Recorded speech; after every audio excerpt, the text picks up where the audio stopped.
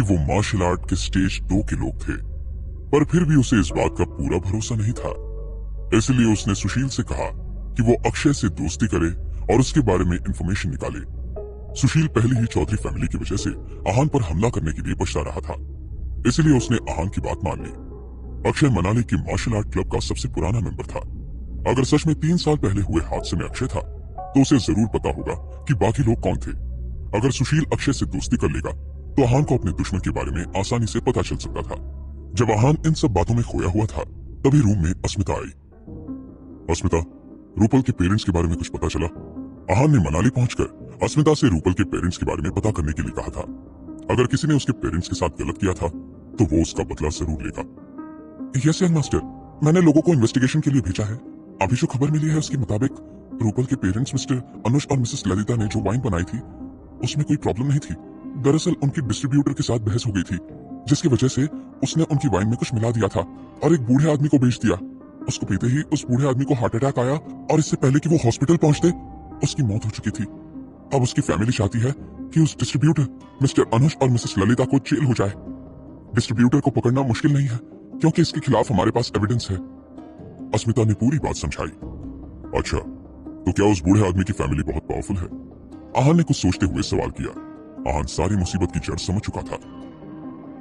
इस आदमी का बेटा शर्मा फैमिली का दामाद है, और सिर्फ इतना ही नहीं, उसके पॉलिटिकल और मिलिट्री कनेक्शन भी बहुत हैं। शर्मा फैमिली अपने दामाद को बहुत मानती है। अस्मिता ने हामी भरते हुए कहा। शर्मा फैमिली? वही शर्मा फैमिली जो टॉप 5 फैमिलीज में आती है मनाली के? आहान ने सवाल किया। यस यंग मास्टर, अस्मिता ने जवाब दिया। यह सब सुनने के बाद आहान कुछ सोचने लगा। रायजादा फैमिली पूरे एशिया में थी। सारे सेक्टर्स में उनका नाम था। हर सेक्टर में या तो उनकी कंपनी थी, या पहचान थी, या फिर कुछ शेयर्स थे। पर जिस सेक्टर में वो कमजोर थे, वो थे मिलिट्री और पॉलिटिक्स। अब क्योंकि शर्मा फैमिली को इन दोनों सेक्टर्स में पहचान थी, उनसे पंगा लेना मुश्किल हो सकता था। समझ गया, इस शर्मा फैमिली से डील करने के लिए कोई तिकड़म निकालना ही पड़ेगा। अब तुम जा सकती हो अस्मिता। थैंक यू, आहान ने कामली कहा। Yes sir. इतना कहकर अस्मिता वहां से चली गई। लगभग रात होने वाली थी। मनाली का मौसम बहुत सुहाना था। आसमान खूबसूरत रंगों से भरा हुआ था। आहान के रूम में सॉफ्ट म्यूजिक बज रहा था।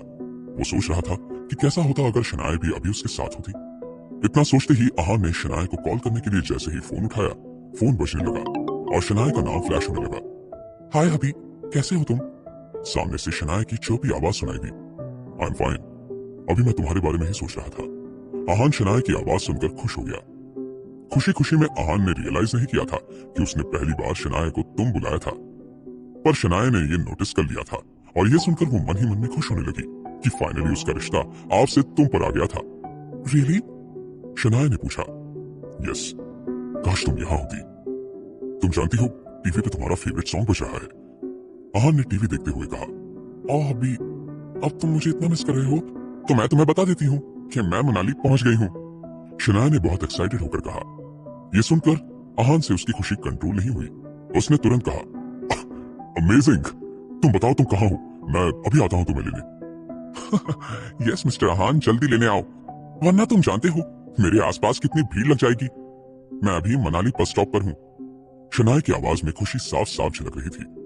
शनाया मनाली जल्द ही सिर्फ इसलिए आई थी क्योंकि उसे आहान की फिक्र हो रही थी और वो उससे मिलना चाहती थी। मैं 15 मिनट में पहुंचता हूँ, तुम मेरा वहीं इंतजार करना। इतना कहकर आहान ने फोन कट कर दिया। आहान जानता था कि शनाया को देखकर लोग उससे बात करना चाहेंगे और उसे हर तरफ से घेर कर उसे परेशान करेंगे।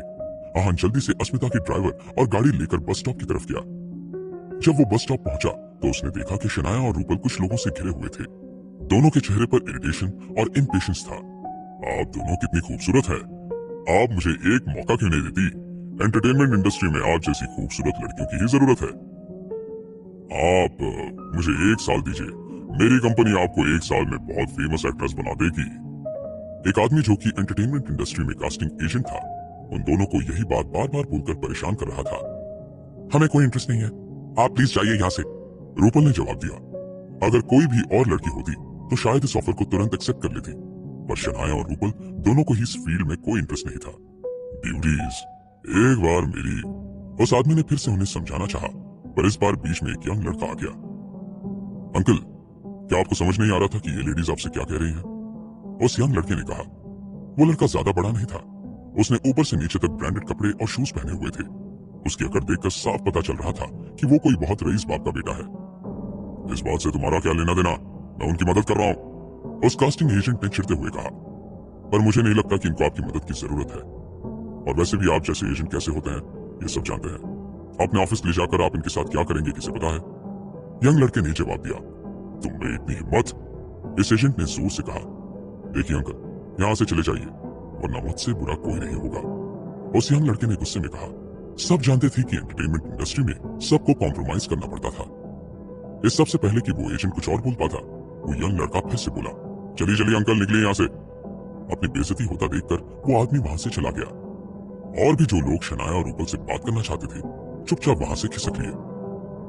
फाइनली अब शांति है, उस लड़के ने कॉन्फिडेंटली कहा, पर शनाया और रूपल के चेहरे पर कोई भी एक्सप्रेशंस नहीं थे। इस वक्त शनाया को सिर्फ आहान से मिलना था। माय ब्यूटीफुल गर्ल्स, मेरा नाम आयुष है और मैं अब्रॉड पढ़ाई कर रहा हूँ, बस अभी अभी यहाँ आया हूँ। अगर आप फ्री हैं तो मेरे साथ मनाली घूमेंगे, उस लड़के ने कहा। शनाया और रूपल ने कोई जवाब नहीं दिया, दोनों ने ही उसे इग्नोर करना बेटर समझा था। आप दोनों बहुत अलग किस्म की लड़कियां हैं। इग्नोर होने पर आयुष को शर्मिंदगी महसूस हुई। मेरे हस्बैंड बस आते ही होंगे, शनाया ने पीछा छुड़वाते हुए कहा, और उसकी आंखें आहान को ढूंढने लगी। तभी आहान वहां आया। उसके हाथ में बहुत खूबसूरत फूल थे। हालांकि वो बस एक दिन के लिए दूर थे, पर दोनों ने एक दूसरे को बहुत मिस किया था। शनाया, आहान ने अपनी एक्साइटमेंट एक्सप्रेस करते हुए कहा। आहान, इतना बोलकर शनाया आगे बढ़ी और आहान को कसकर गले लगा लिया। आहान थोड़ा सरप्राइज हो गया। जब शनाया ने आहान को छुड़ा तब उसने वो फूल देते हुए कहा, beautiful flowers for my beautiful baby. ये सुनते ही शनाया शर्मा गई। ये सब देखकर आयुष हैरान था। वो सोच रहा था कि ऐसे आदमी को इतनी खूबसूरत बीवी कैसे मिल गई। रूपल की तरफ देखते हुए आहान ने पूछा, तुम यहाँ कैसे रूपल? मुझे मम्मी पापा की बहुत चिंता हो रही थी, इसलिए मैंने सोचा एक बार यहाँ आ जाऊं। रूपल ने अपनी फिक्र एक्सप्रेस करते हुए कहा, मैंने ऑलरेडी किसी को भेज दिया है अंकल आंटी के बारे में पता करने के लिए। आहान ने दिलासा देते हुए कहा, तुम्हें परेशान करने के लिए सॉरी।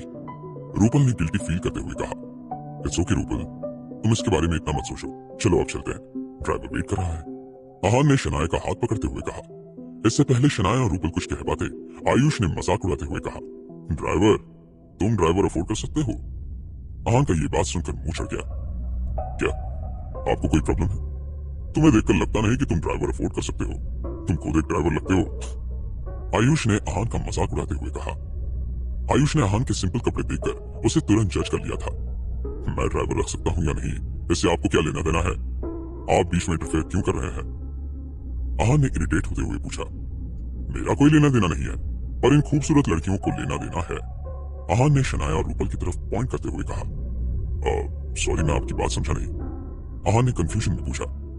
अगर मैं गलत नहीं हूं तो तुम्हारा ड्राइवर कोई एक्टर होगा जो ड्राइवर की एक्टिंग करेगा, और तुम्हारी कार भी कोई खास नहीं होगी।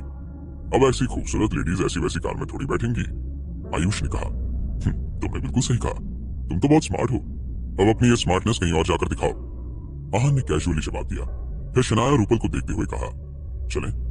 वो जैसे ही कुछ कदम आगे बढ़ा, आयुष को गुस्सा आ गया, क्योंकि आहान ने उसे इग्नोर किया था। आहान को इस सब में पड़ने का बिल्कुल भी मन नहीं था। रुको, आयुष ने गुस्से में कहा, तुम्हारी हिम्मत कैसे हुई मुझसे ऐसे बात करने की? अगर हिम्मत है तो मुझसे शर्त लगाओगे? शर्त? तुम पागल हो गए हो क्या? आहान का मुंह बन गया। नहीं, मैं पागल नहीं हुआ हूं, मैं बस नहीं चाहता कि तुम इन दोनों से झूठ बोलो। अब बताओ, शर्त लगाओगे मुझसे?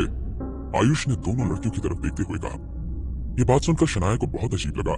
वो सोचने लगी कि ऐसा बेवकूफ लड़का है, बिना मतलब हमारे पर्सनल स्पेस में घुसता जा रहा है। क्या चाहते हो तुम? कैसी शर्त? आहान ने अपनी आंखें रोल करते हुए कहा। तुम्हारा ड्राइवर एक एक्टर है और तुम्हारी कार भी अच्छी नहीं है। आयुष को लगा कि वो शर्त जीतने वाला है। अच्छा, कार का डिस्क्रिप्शन क्या होता है? आहान ने सवाल किया। जो बहुत महंगी और खूबसूरत हो, कम से कम 25 लाख से ऊपर की कार हो, आयुष ने जवाब दिया। अच्छा, आहान ने कहा, फिर तो तुम्हें निराश होना पड़ेगा। मेरी कार की लग्जरी को लेकर, वो बहुत लग्जरियस कार है। जो गाड़ी अस्मिता ने उसे दी थी वो रोल्स रॉयल्स का टॉप मॉडल था, और उसके साथ ही वो नंबर प्लेट भी बहुत महंगा है। अगर वो एक लग्जरियस कार नहीं है तो तुम उसे यहाँ लेकर ही क्यों आए? इतनी खूबसूरत लेडीज को लेने तुम खटारा गाड़ी लेकर आए हो और ऊपर से बोल रहे हो कि तुम्हारे पास ड्राइवर है। आयुष ने मजाक उड़ाते हुए कहा। आहान को अब गुस्सा आने लगा था। उसने अलग अलग चेहरे बनाना शुरू किया। जाने दो आहान, पता नहीं ये क्यों पीछे पड़ गया है। शनाया ने परेशान होते हुए कहा। शनाया की बात मानकर वो फिर वहां से जाने लगे, पर आयुष को अब भी चैन नहीं था। उसने फिर से उन्हें रोका और कहा, मुझे तुम्हारी कार देखनी है। अब शनाया, आहान और रूपल इरिटेट हो चुके थे। आहान ने इसी इरिटेशन में कहा, चलो मैं तुम्हें अपनी कार दिखाता हूँ, फिर बाद में रिग्रेट मत करना। आहान जानता था कि उसकी कार वही होगी, इसलिए उसने हाँ कर दिया। रिग्रेट? बिल्कुल नहीं, आयुष ने कहा। इस वक्त शनाया बिल्कुल शॉक थी। आहान के पास कार? ये कैसे पॉसिबल था? तीनों जैसे ही पार्किंग एरिया के पास पहुंचे, कार वहां नहीं थी। ये देखकर आयुष को बहुत मजा आया। उसे आहान को झूठा साबित करने का मौका मिल गया था। आहान की कार कहां चली गई थी? आयुष के आने से अब क्या होने वाला था? क्या अब आहान की कार देखकर शनाया को उसकी सच्चाई के बारे में पता चलने वाला था? जानने के लिए सुनते रहिए secret Ameerzada, only on Pocket FM.